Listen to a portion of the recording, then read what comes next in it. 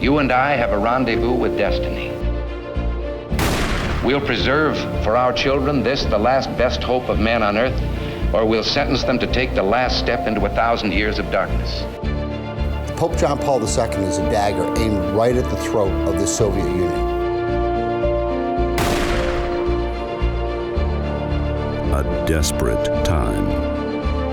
Other American presidents tried to figure out how to manage the Cold War. Reagan wanted to win the Cold War. A world divided by superpowers.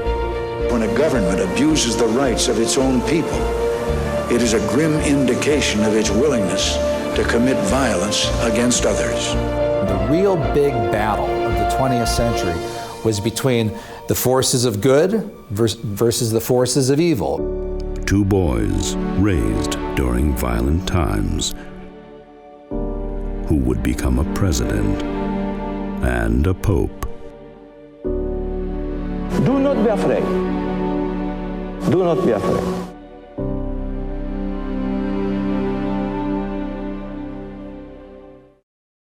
Well, he's an award-winning filmmaker, and he's brought together some of the world's top experts on the Cold War, presidential politics, and Catholic history to create this visionary new film called The Divine Plan. John Paul II, Ronald Reagan, and the dramatic end of the Cold War. Please welcome writer-director Robert Orlando. Robert, welcome. Thank you. Thank you for having me. I'm glad to be here.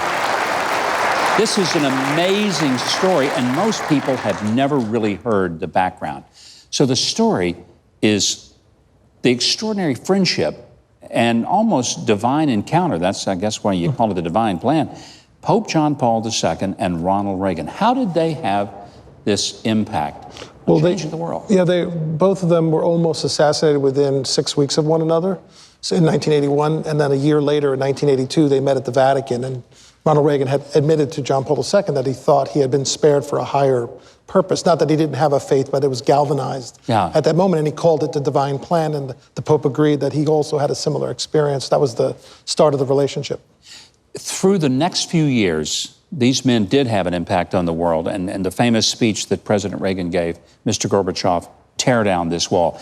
Everyone around him said not to say that in the speech. But he was a former actor, so he knew the impact of language.